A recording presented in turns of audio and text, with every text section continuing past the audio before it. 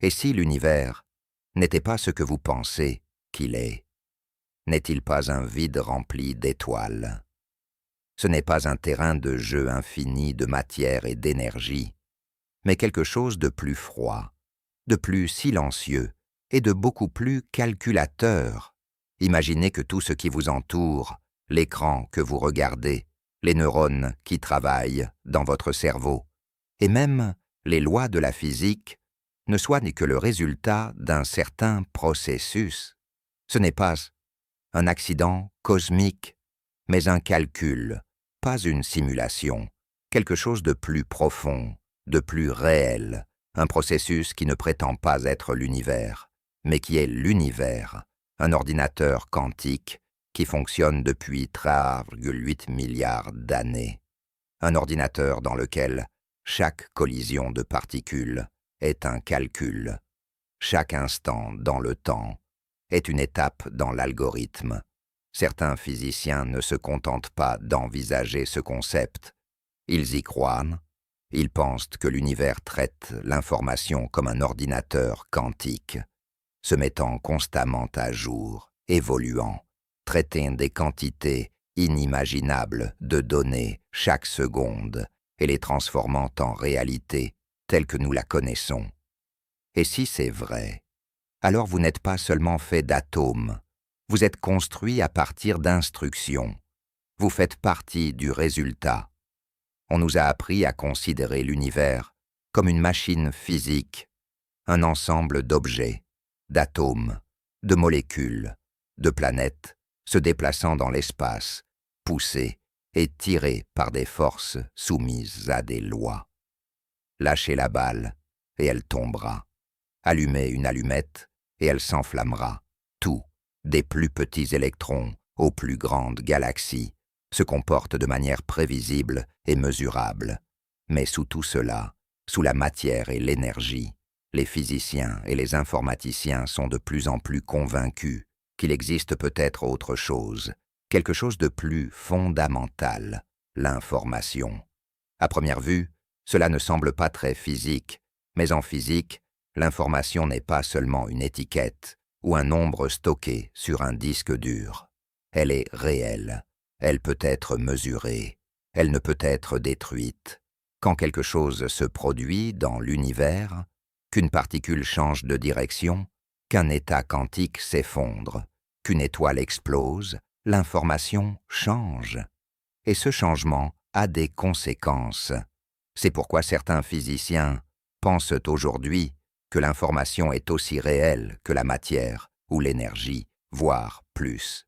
John Wheeler, qui a travaillé en étroite collaboration avec Einstein et a contribué à jeter les bases de la mécanique quantique et de la relativité générale, l'a un jour résumé en 3 mots simples.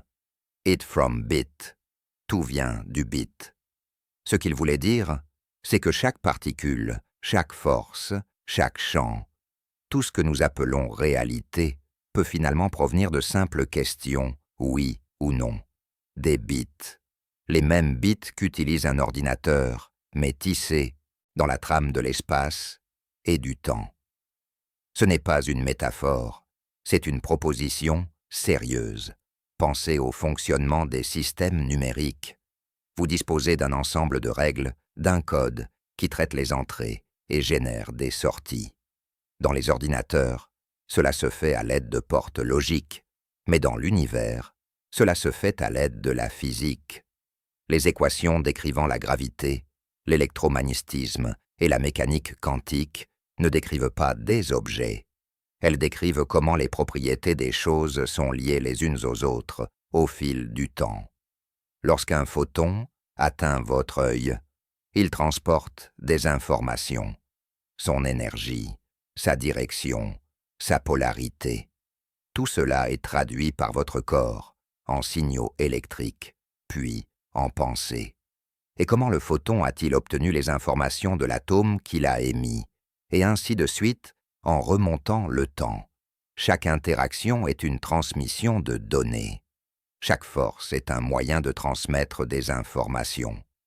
Même ce que nous appelons masse ou charge peut être simplement une étiquette, pour désigner la manière dont un objet stocke et traite les informations. Imaginez maintenant que vous agrandissiez l'image à la plus petite échelle possible. Pas les atomes, pas les électrons, mais l'échelle de Planck, où l'espace et le temps commencent à se désagréger. À ce niveau, certains physiciens, comme Carla Rally, pensent que l'espace n'est pas lisse et continu, mais granulaire et discret. Au lieu d'être une scène vide sur laquelle les choses se déplacent, l'espace lui-même peut être composé de minuscules unités indivisibles, comme les pixels d'un écran. Et au lieu de s'écouler de manière fluide, le temps peut s'écouler par petits sauts, comme les images d'un film. Si nous observons attentivement le monde qui nous entoure, il devient évident que la réalité est beaucoup plus discrète que continue. Tout semble suivre une structure algorithmique.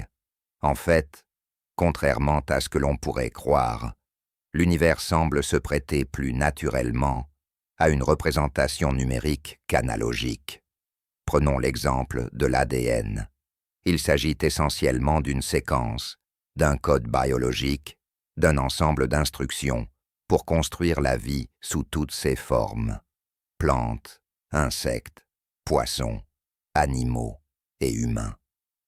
À un niveau plus profond, les particules élémentaires elles-mêmes sont non seulement discrètes, mais expriment également leurs propriétés fondamentales, telles que l'énergie sous forme quantique.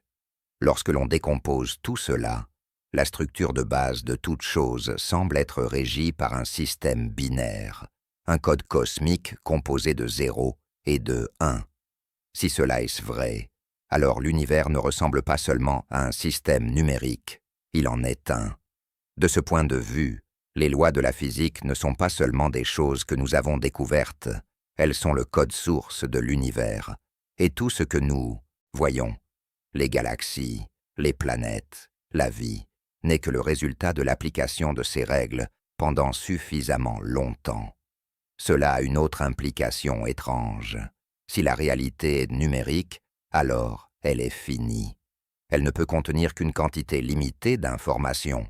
On ne peut stocker qu'une certaine quantité de données dans un volume d'espace donné avant qu'il ne s'effondre en un trou noir. Ce n'est pas une supposition. C'est un principe bien connu de la physique théorique, appelé la limite de Bekenstein, proposée par Jacob Bekenstein. Ce principe suggère que la quantité maximale d'informations pouvant être stockée dans une région donnée de l'espace ne dépend pas de son volume, mais de sa surface, ce qui est précisément ce que nous observons dans le cas des trous noirs. En fait, les trous noirs sont l'une des meilleures preuves que la réalité est formative.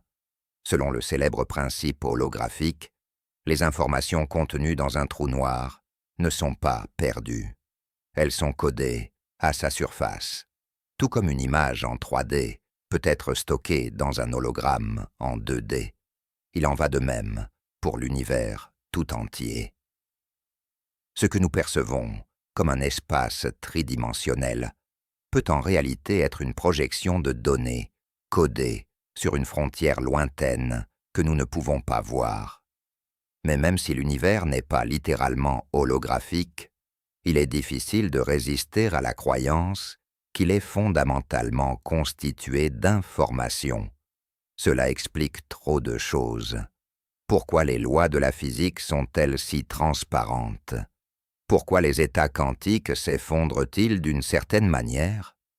Pourquoi la vitesse de la lumière est-elle la vitesse maximale à laquelle l'information peut voyager?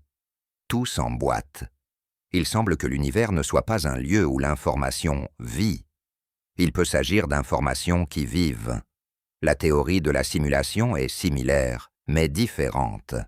Elle suggère que la réalité est une construction artificielle fonctionnant sur un ordinateur construit par quelqu'un d'autre. Mais ce dont nous parlons ici est plus subtil. Il n'y a pas d'autre système externe. L'univers n'existe pas sur un ordinateur.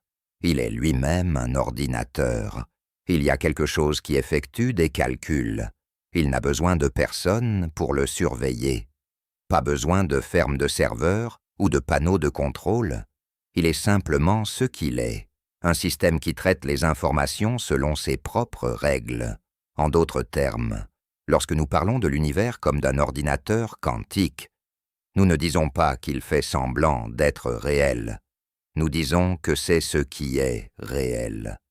Cette perspective ne change pas le monde que vous voyez autour de vous. Vous continuerez à vous réveiller, à faire du café, à aller travailler, mais sous-jacente à tout cela, les molécules de votre cerveau interagissent d'une manière qui a de l'importance. Et ces interactions ne sont pas seulement chimiques, elles sont transformatrices. Cela signifie que vos pensées, vos choix, vos expériences, tout cela est constitué de bits. Le même type de bits qui décrivent l'orbite d'une planète ou la désintégration d'un neutron. Vous êtes le résultat d'un processus, mais pas de la manière dont les gens le comprennent habituellement. Vous n'êtes pas une marionnette, vous n'êtes pas un faux. Vous êtes simplement réel d'une manière que nous commençons seulement à comprendre.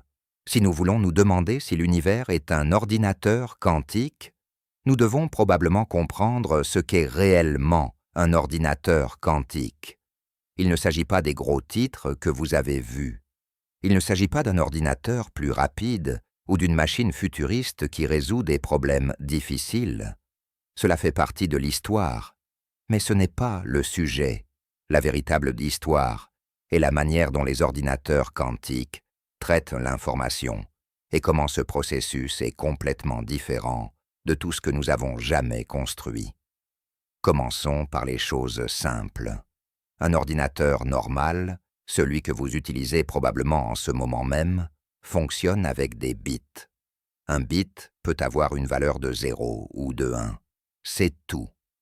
Tout ce que fait votre téléphone ou votre ordinateur portable se résume à des millions ou des milliards de ces bits qui passent d'un état à l'autre, activés ou désactivés, oui ou non.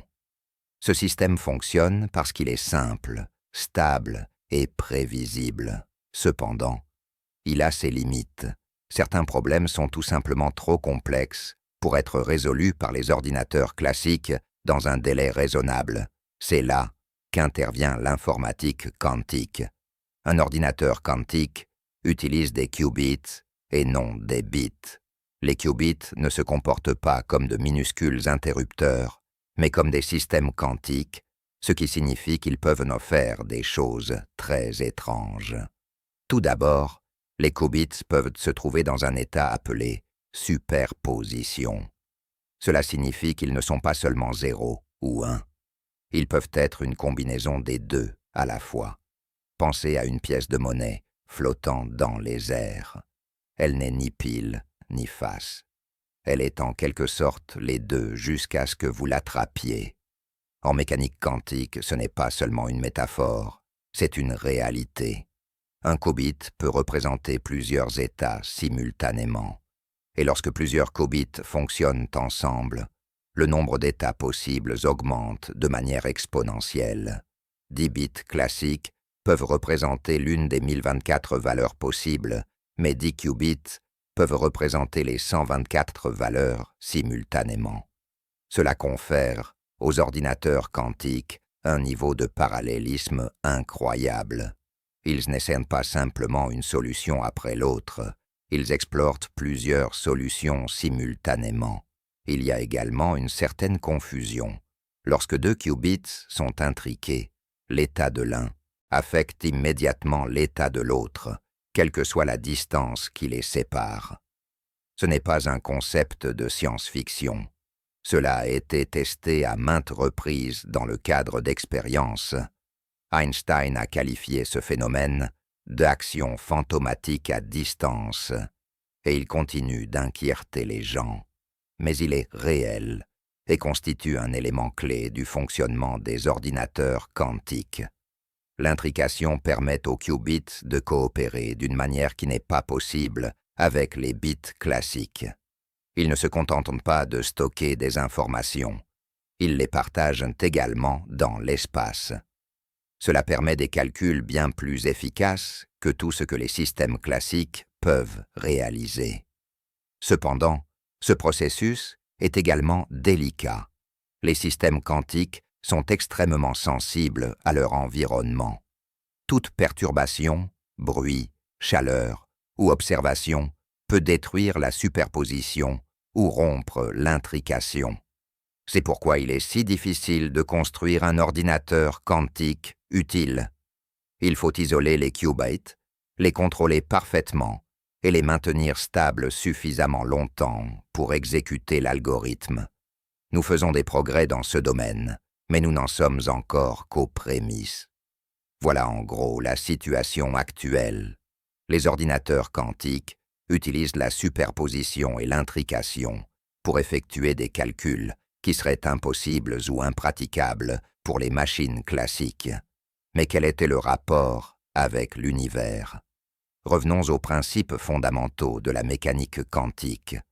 Au niveau microscopique, tout se comporte comme un système quantique. Les particules n'ont pas de position ou de vitesse définie tant que nous ne les mesurons pas. Elles existent plutôt dans une sorte de flou quantique dans la distribution de probabilités. Et lorsqu'elles interagissent, elles n'entrent pas en collision les unes avec les autres comme des boules de billard. Elles interfèrent, s'intègrent, s'effondrent, calculent. Et c'est là l'idée clé. Un ordinateur quantique ne simule pas la mécanique quantique. Il est la mécanique quantique. Il ne falsifie pas les règles, il agit en accord avec elles. La raison pour laquelle les ordinateurs quantiques sont si puissants est que l'univers lui-même est quantique. Lorsque vous construisez un ordinateur quantique, vous ne construisez pas un modèle de la réalité, vous construisez une machine qui fonctionne selon les mêmes principes qui régissent la réalité.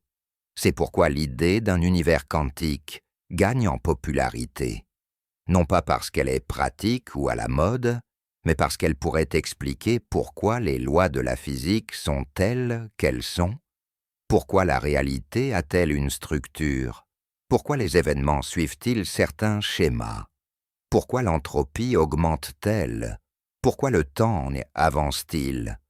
Toutes ces caractéristiques, le flux d'informations, les changements d'état, les résultats, probabilistes sont des caractéristiques du calcul. La question n'est donc pas de savoir si l'univers peut être un ordinateur quantique. La vraie question est, que pourrait-il être d'autre? C'est une chose de dire que l'univers pourrait être un ordinateur quantique. C'en est une autre d'examiner la science et de trouver des signes qui indiquent que cela pourrait effectivement être vrai. Cette section ne traite pas de spéculation ou de métaphore. Elle concerne les modèles, les théories et les travaux concrets des physiciens qui donnent un sens sérieux à cette idée. Commençons par quelque chose d'étrange qui intrigue les physiciens depuis des décennies. Le paradoxe de l'information des trous noirs. Ce problème est apparu pour la première fois lorsque Stephen Hawking a montré que les trous noirs ne sont pas complètement noirs. Ils s'évaporent lentement, libérant ce qu'on appelle aujourd'hui le rayonnement de Hawking. Mais c'est là que le problème se pose. Ce rayonnement semble être aléatoire. Si un trou noir s'évapore complètement et que seul ce rayonnement subsiste, qu'advient-il des informations qui y tombent? La mécanique quantique affirme que les informations ne peuvent pas simplement disparaître. C'est l'un des principes fondamentaux. Donc, si les trous noirs détruisent les informations, ils violent les lois de la mécanique quantique. Mais s'ils ne le font pas, où vont les informations? C'est là qu'intervient la perspective de l'informatique quantique. Certains chercheurs affirment qu'un trou noir pourrait agir comme un processeur d'informations quantiques, et pas seulement au sens figuré, un véritable système quantique qui encode et crypte les informations, mais ne les efface pas. Lorsqu'un trou noir s'évapore, il ne détruit pas les données, Il les libère simplement sous une forme hautement cryptée. En fait, certains physiciens pensent désormais que les trous noirs sont les encodeurs d'informations quantiques les plus rapides de l'univers. La physique des trous noirs, l'un des endroits les plus extrêmes de la nature, peut avoir un sens si nous les considérons comme des ordinateurs quantiques.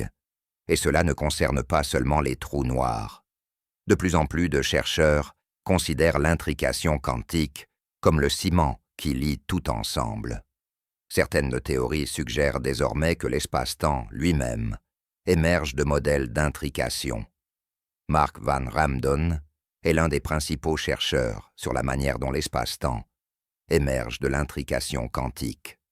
Ses travaux influents, en particulier l'article Pacone, Building Space-Time with Quantum Entanglement, publié en 2010, soutiennent que la connectivité de l'espace-temps est étroitement liée à l'intrication des degrés de liberté quantique et que le désenchevêtrement entraîne la séparation des régions.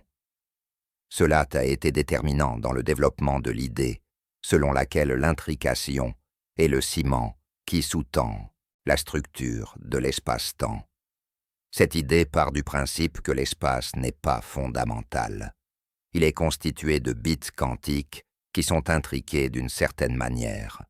Si l'intrication change, la géométrie change. On peut comparer cela à la couture d'un tissu. Plus les éléments sont cousus étroitement ensemble, plus ils sont proches les uns des autres dans l'espace.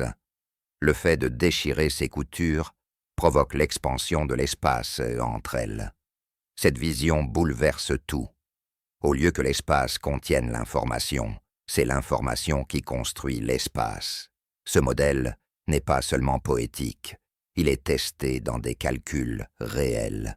Les réseaux de tenseurs tels que Mera, l'intrication multiscalaire et la renormalisation sont des outils mathématiques utilisés par les physiciens pour décrire les structures d'intrication. Lorsque l'on construit un système à l'aide de Mère, on n'obtient pas seulement des informations. La géométrie qui en résulte ressemble à un espace courbe. Cela indique que le calcul quantique ne se produit pas à l'intérieur de l'espace-temps. L'espace-temps peut résulter de ces calculs. Un autre domaine qui développe ces concepts est la correction d'erreurs quantiques. En informatique quantique, la correction d'erreurs est essentielle pour effectuer des calculs fiables. Comme nous l'avons mentionné précédemment, les qubits sont fragiles et, sans protection adéquate, ils peuvent facilement perdre leur état quantique.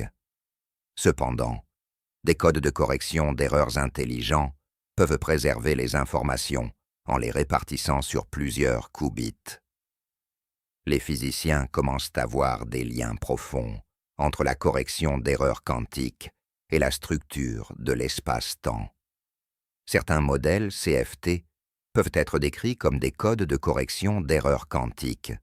Cela suggère que l'univers lui-même pourrait utiliser des codes similaires pour préserver ces informations. Chaque région de l'espace contient des informations quantiques. Ces informations ne sont pas stockées en un seul endroit, mais se propagent par intrication. Même si certaines parties sont endommagées, par exemple à proximité d'un trou noir ou en raison de fluctuations quantiques, toutes les informations sont protégées par un code qui ressemble à un pare-feu cosmique. Ce code est essentiellement un code de correction quantique. En d'autres termes, la géométrie de l'espace-temps pourrait littéralement être un système de correction d'erreurs quantiques, un moyen pour l'univers de calculer sans problème. N'oublions pas non plus l'étrangeté de la mécanique quantique elle-même. Chaque fois que nous faisons une expérience avec des particules intriquées, chaque fois que nous observons des motifs d'interférence dans un test à double fente, nous observons des informations préservées d'une manière qui n'a de sens que lorsque des processus plus profonds sont en cours.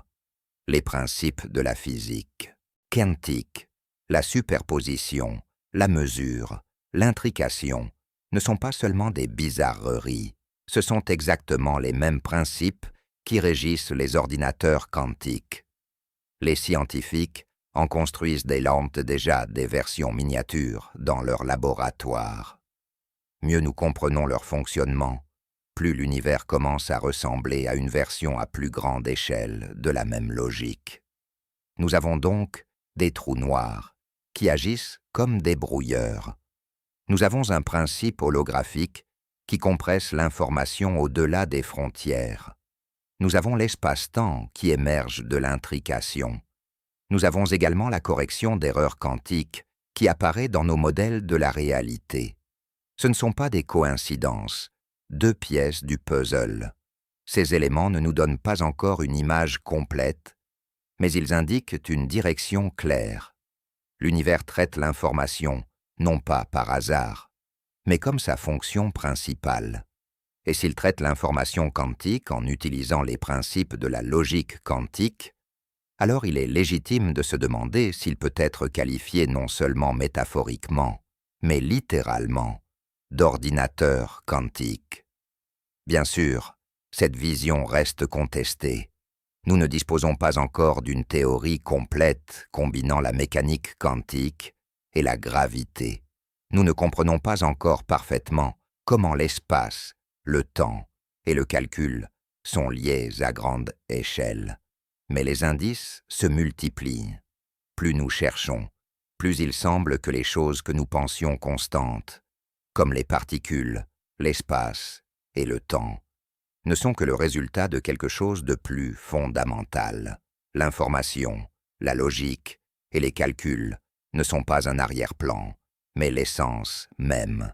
Si l'univers est un ordinateur quantique, alors notre conception des lois de la physique est peut-être incomplète. Elles ne sont pas fausses, mais inversées. Au lieu que l'univers soit soumis à des lois fixes, comme une machine soumise à des instructions, les lois elles-mêmes pourraient être le résultat de calculs, non pas de règles externes, mais d'une logique interne. Cela signifie que nous ne devrions pas considérer la gravité, l'électromagnétisme ou les forces nucléaires fortes et faibles comme des parties distinctes d'un mécanisme. Au contraire, elles pourraient être différentes couches de traitement sous-jacentes à des systèmes d'algorithmes plus vastes. Peut-être ne semblent-elles distinctes que parce que nous nous en approchons de trop près, comme si nous regardions un écran et voyions des pixels au lieu de l'image complète qu'il crée. Voici une façon de voir les choses. Ce que nous appelons les lois de la nature ne sont que des règles qui restent cohérentes dans les parties les plus stables et les plus durables d'un calcul. Elles sont émergentes et non imposées. Et si cela est vrai, alors certains droits ne sont peut-être pas absolus du tout. Ils peuvent changer dans certaines conditions. Par exemple, dans l'univers primitif, à proximité des trous noirs, ou à la limite de l'espace observable. Ils peuvent même différer dans d'autres régions d'un système quantique interconnecté beaucoup plus vaste. Appelons cela le multivers, si vous voulez. Cependant, il ne s'agit pas ici de terres parallèles, mais de différentes parties d'une structure formelle, plus large, dans laquelle différentes versions du règlement s'appliquent. Cela modifie également notre compréhension de l'énergie. Traditionnellement, l'énergie est une propriété des systèmes physiques, la capacité à effectuer un travail, à déplacer de la matière et à provoquer des changements. Cependant, dans la théorie de l'information, l'énergie n'est pas seulement un combustible, elle est étroitement liée à la manière dont l'information est stockée, transmise ou supprimée. Supprimer un bit d'information nécessite de l'énergie. Traiter l'information consomme de l'énergie. Si l'univers fait cela constamment, alors peut-être que le Big Bang n'était pas la naissance de la matière et de l'espace. Peut-être s'agissait-il du moment déclencheur, de l'explosion d'énergie utilisable qui a permis l'informatique quantique à grande échelle. Cela lui donne une signification différente. Thermodynamique.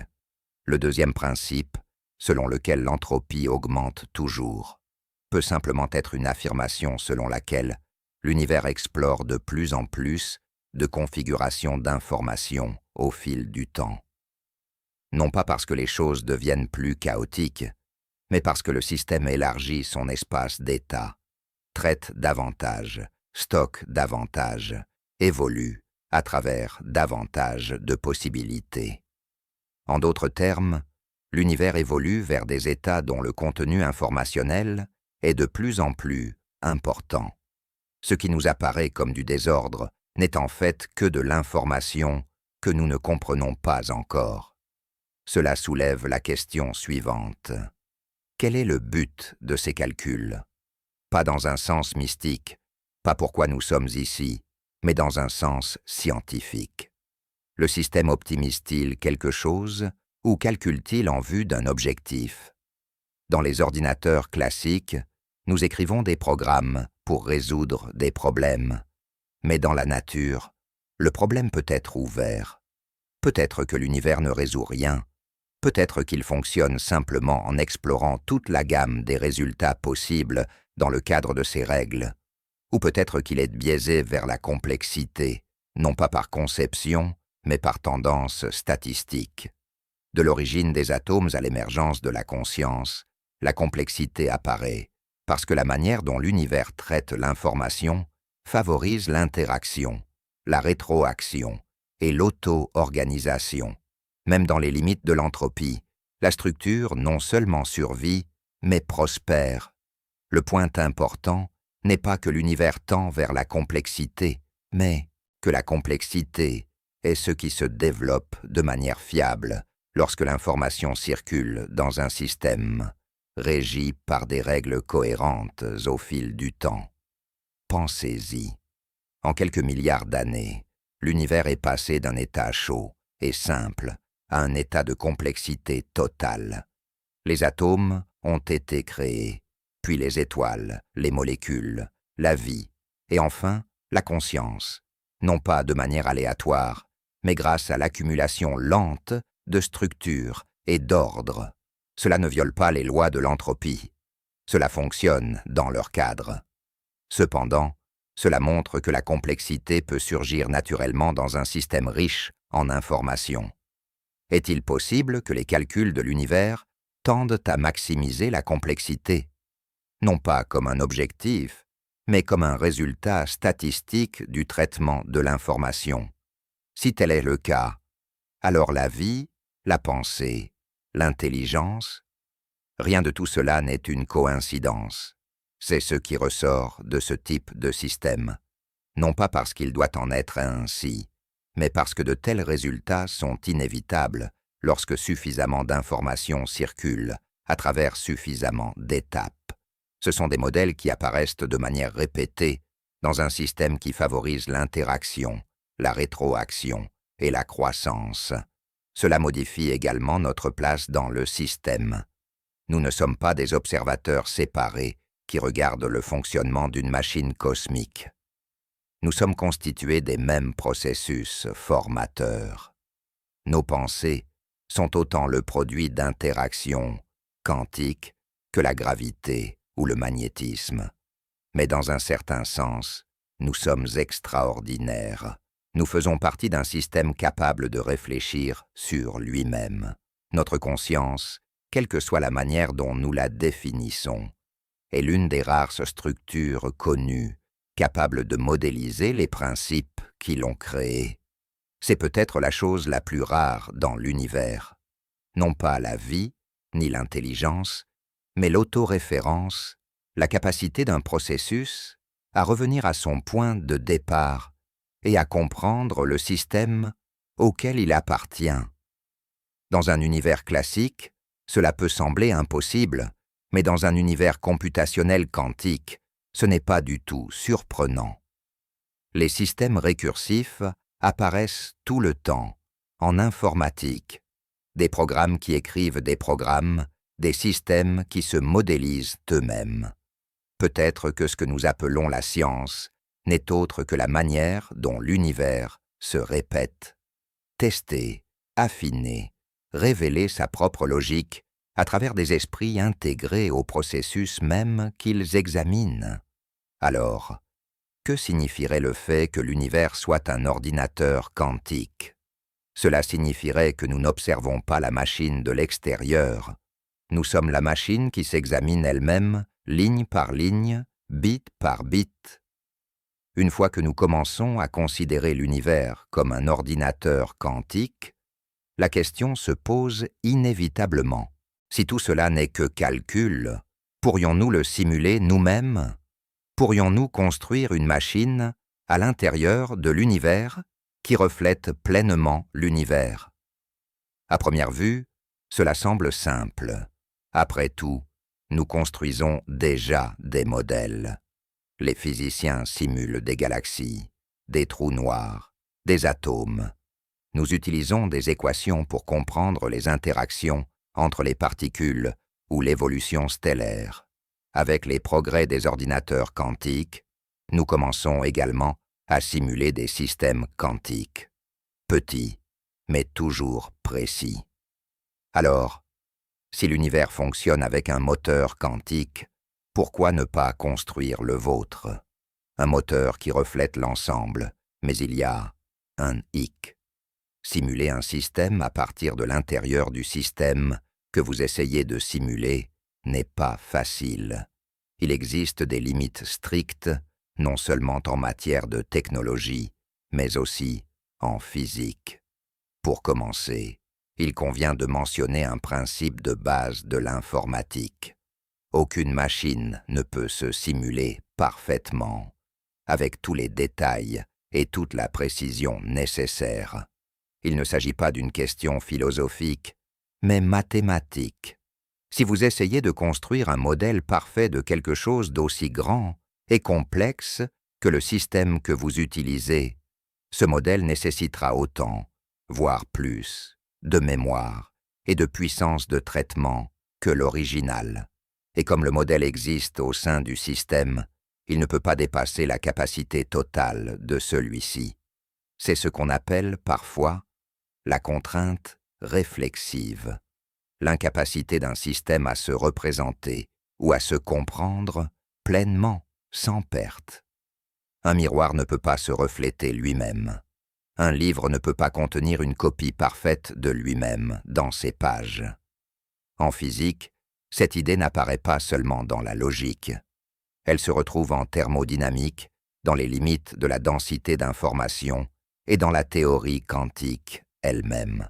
Prenons à nouveau l'exemple de la limite de Bekenstein, le concept selon lequel toute région de l'espace ne peut contenir qu'une quantité finie d'informations proportionnelle à sa superficie. Si vous essayez de simuler l'univers entier, chaque particule, chaque champ, chaque fluctuation, vous devriez stocker ces informations quelque part. Mais où? À l'intérieur de l'univers. C'est comme essayer de faire tenir un conteneur à l'intérieur de vous-même. Il y aura toujours un manque d'espace. Cela impose une limite fondamentale à la quantité d'univers qui peut être simulée de l'intérieur. Vous pouvez modéliser certaines parties. Vous pouvez construire des simulations approximatives, mais une réplique complète à l'échelle 1.1 est non seulement difficile, mais physiquement impossible. À moins que cela ne vous dérange pas de laisser de côté certaines parties, de simplifier les choses ou d'utiliser des astuces statistiques. Qu'en est-il des ordinateurs quantiques? Ils sont différents. Ils ne simulent pas les systèmes quantiques de la même manière que les ordinateurs classiques. Ils sont eux-mêmes des systèmes quantiques. Cela leur confère une sorte de compatibilité naturelle.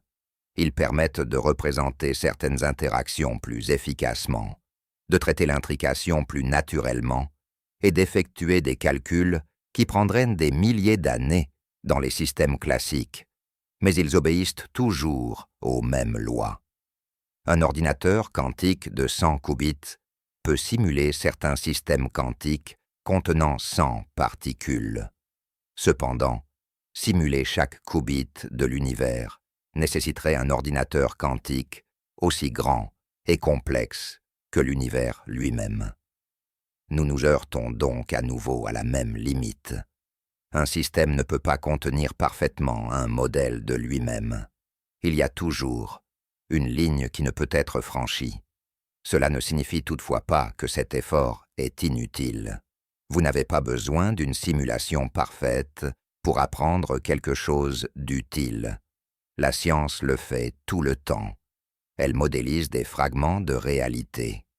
Lorsque nous étudions le mouvement des planètes, nous ignorons la friction. Lorsque nous étudions la thermodynamique, nous simplifions les molécules en particules. En physique quantique, nous utilisons des systèmes idéaux. 2 particules ici, une fonction d'onde là. Non pas parce que ce sont des modèles parfaits, mais parce qu'ils nous aident à comprendre les principes. Donc, si l'univers est un ordinateur quantique et que nous en faisons partie, alors peut-être que notre travail n'est pas de simuler l'ensemble. Il s'agit peut-être d'identifier des modèles, d'isoler de petites structures répétitives, d'inverser la logique par morceaux. Nous n'avons pas besoin de construire un deuxième univers pour comprendre le premier. Il suffit de suivre pas à pas les chemins de l'information et de déterminer quels modèles sont stables, lesquels mènent à la rupture et lesquels causent la complexité que nous observons autour de nous. Cela peut sembler modeste, mais c'est puissant. Réfléchissons-y. Nous savons déjà que certaines parties de l'univers sont indivisibles sur le plan informatique. Cela signifie qu'il n'existe aucun raccourci ni astuce pour nous faire avancer. Il faut laisser le processus suivre son cours. C'est pourquoi il est difficile de prévoir le temps qu'il fera. Par conséquent, l'avenir des systèmes chaotiques reste hors de notre portée. Si l'univers fonctionne vraiment comme un calcul, alors comprendre son avenir ne signifie pas résoudre l'équation. Cela signifie comprendre les calculs eux-mêmes, comment l'entrée devient sortie et comment ce processus se produit. Serons-nous un jour capables de simuler complètement cela? Cependant, cela ne signifie probablement pas que nous sommes dans une impasse. En fait, il est probable que les simulations partielles, les petits modèles quantiques dirigés, seront nos outils les plus puissants. Ils le sont déjà. Les scientifiques utilisent des processus quantiques pour simuler des réactions chimiques, des systèmes de matière condensée et même des trous noirs simplifiés. Ce ne sont pas des jouets. Ce sont des fenêtres sur des principes fondamentaux. Il y a un autre aspect qui mérite d'être pris en considération. Si nous ne pouvons pas simuler complètement l'univers peut-il nous simuler? Curieusement, c'est déjà le cas. Chaque interaction entre particules, chaque processus biologique, chaque signal neuronal, tout cela se produit selon les principes de l'information quantique. Dans un certain sens, nous sommes déjà simulés, pas artificiellement, mais dans le cadre du calcul lui-même. Nous sommes soumis au processus d'un système plus vaste qui fonctionne, se met à jour, réagit, réfléchit. Peut-être que le but n'est donc pas de reproduire l'univers. Peut-être s'agit-il plutôt de reconnaître que nous y sommes déjà intégrés, non seulement en tant qu'observateurs, mais aussi en tant que calculs actifs, en tant que structures capables d'explorer des règles, de s'y adapter, et même de les transformer par l'apprentissage, par la réflexion, par des questions comme celle-ci. Si l'univers est un ordinateur quantique, il doit alors être soumis aux mêmes contraintes que tout autre système de traitement de l'information. Cela signifie qu'il ne peut pas calculer indéfiniment, pas de la même manière, pas au même niveau de complexité. À un moment donné, tout ordinateur rencontre des limites. L'énergie s'épuise, la mémoire se remplit, le système atteint ses limites, et le processus s'arrête, ralentit ou s'effondre. Donc, si l'univers calcule sa propre évolution, que se passe-t-il lorsqu'il commence à manquer des ressources dont il a besoin? Le temps, l'énergie, l'ordre. Ce n'est pas une question philosophique, c'est déjà écrit dans les lois de la thermodynamique. La deuxième loi de la thermodynamique stipule que l'entropie tend à augmenter avec le temps. En langage informatique, cela signifie que l'énergie utilisable est progressivement convertie en bruit. Les systèmes passent de la structure au hasard. L'ordre s'effondre et, lorsque tout atteint l'entropie maximale, rien d'important ne peut se produire. Il n'y a plus de gradient, de contraste, de flux. D'un point de vue informatique, c'est terriblement simple. Sans énergie utilisable, les calculs s'arrêtent. Actuellement, les étoiles brillent parce qu'elles ont du combustible. Les planètes orbitent grâce à l'énergie cinétique stockée. Les systèmes vivants fonctionnent parce qu'ils convertissent l'énergie chimique en structure et en pensée. Cependant, tous ces processus font partie d'un processus à sens unique. Peu à peu, l'énergie se dissipe, se retrouve enfermée dans des formes inutilisables et disparaît dans l'arrière-plan.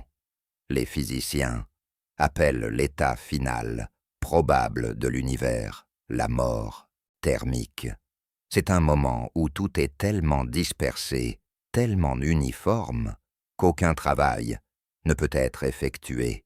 Il n'y aura plus d'étoiles, plus de structures, plus de calculs, juste des particules dérivant dans un silence glacial. D'un point de vue classique, c'est déjà une perspective sombre. Cependant, d'un point de vue informatique, c'est encore pire. Cela signifie que le système existera toujours, mais qu'il ne fera rien. Une machine gelée, toujours techniquement en marche, mais sans rien à calculer. Cela soulève des questions que nous évitons généralement. Si l'univers est un ordinateur quantique, est-il déjà en train de se dégrader? Vivons-nous dans une phase particulièrement active, une augmentation temporaire de la complexité avant un long déclin vers l'inactivité?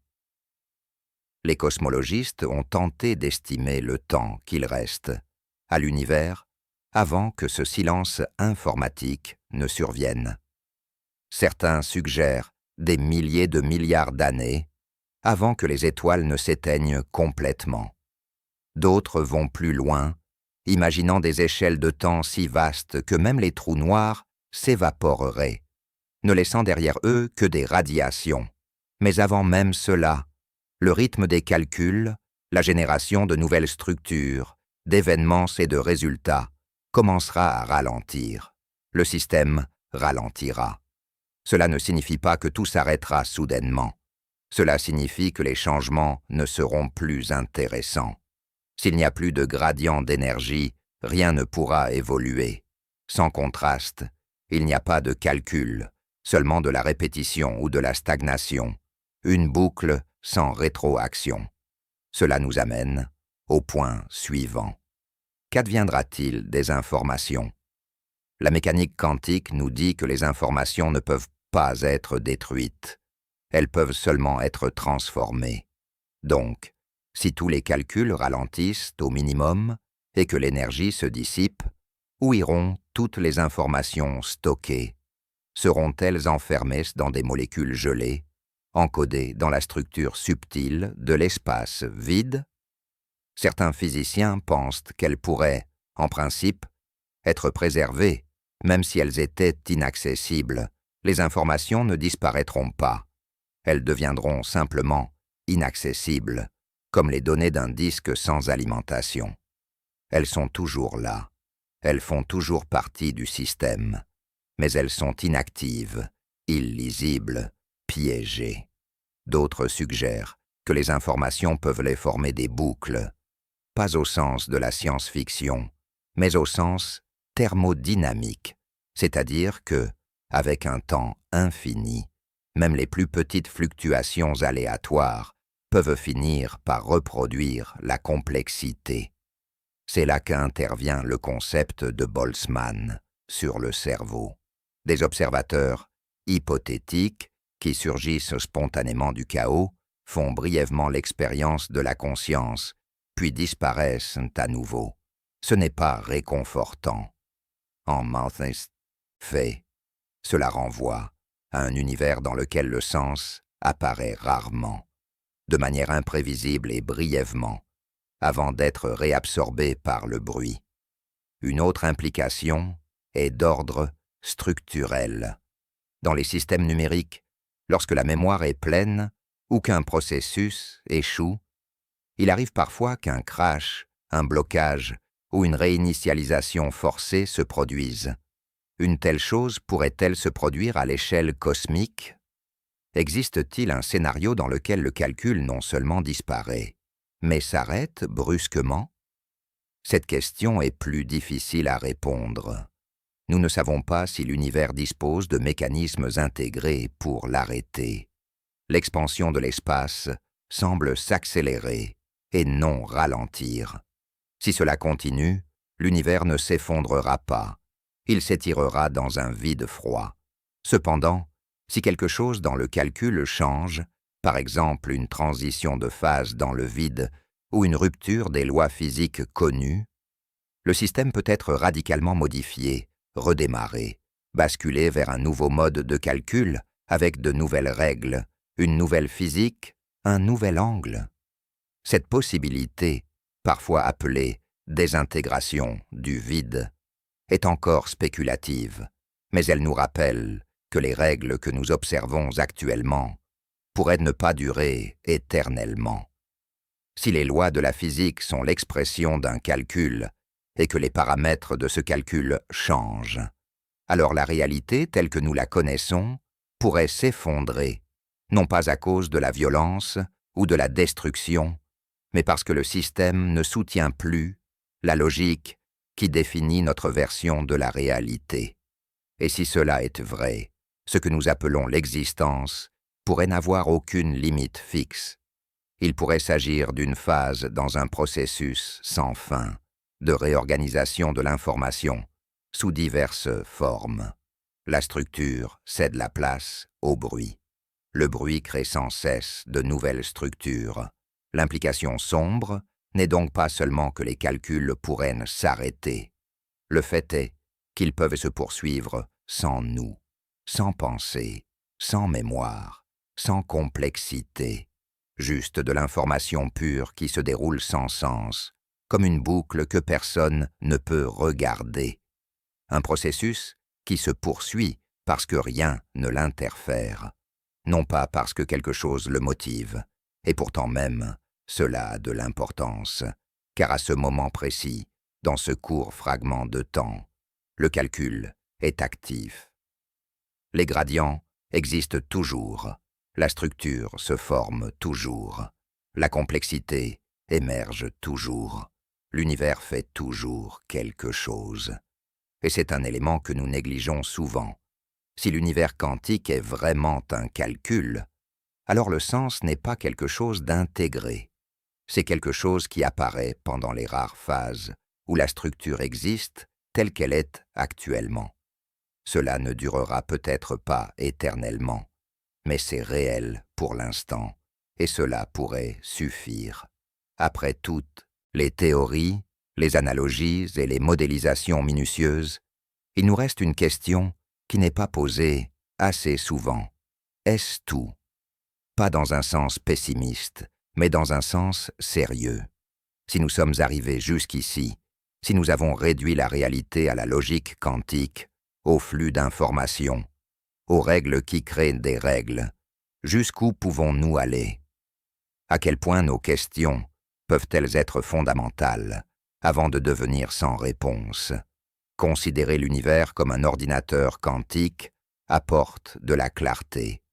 Cela nous donne une image cohérente dans laquelle tout, de la plus petite particule à la plus grande structure, est constitué des mêmes éléments de base, des informations traitées selon les lois quantiques.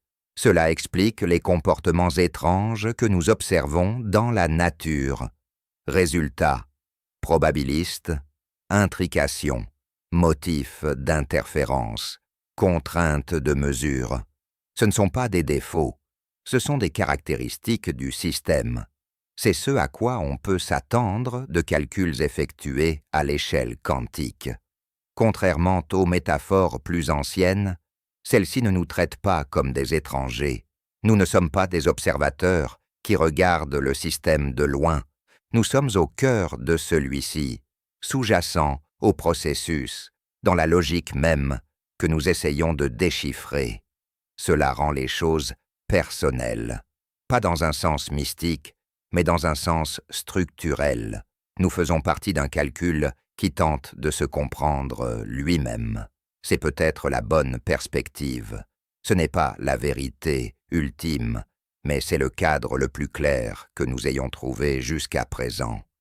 Il combine la physique, le calcul, la complexité et l'expérience, et il le fait sans inventer de nouvelles forces, dimensions ou magie.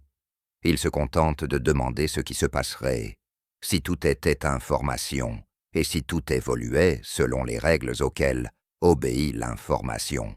Mais cela fixe également des limites, car si l'univers est un calcul, alors il y a des choses que nous ne saurons peut-être jamais. Non pas parce que nous ne sommes pas assez intelligents, mais parce que certaines choses sont insolubles à partir du système. Certains problèmes mathématiques n'ont pas de solution. Certaines questions en informatique sont insolubles. Il y a des limites, et nous savons déjà qu'elles existent. Nous ne saurons peut-être jamais ce qui a déclenché le calcul, ni ce qui se trouve au-delà. Si tant est qu'il y ait quelque chose, nous ne saurons pas non plus s'il existe une base plus profonde, sous-jacente à l'information quantique elle-même. Peut-être atteindrons-nous le fond de la pile et réaliserons-nous que la dernière couche est la logique, non pas la substance ni le sens, mais la structure. Et peut-être que cela n'a pas d'importance.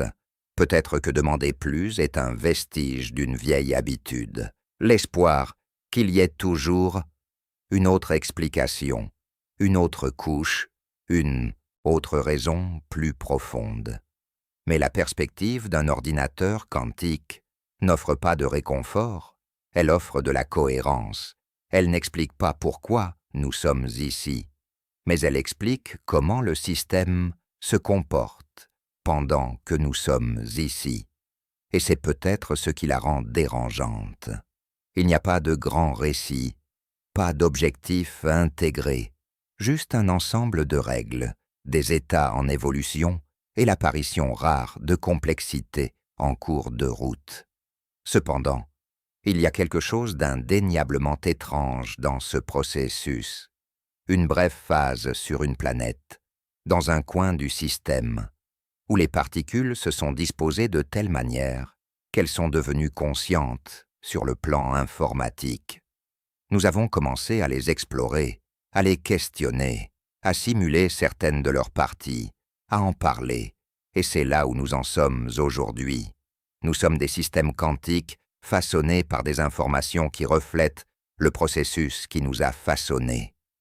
Nous utilisons les outils que nous a donnés le système pour demander ce qu'est le système. Ce n'est peut-être pas la réponse que nous espérions, mais c'est peut-être la réponse la plus honnête que nous recevrons jamais.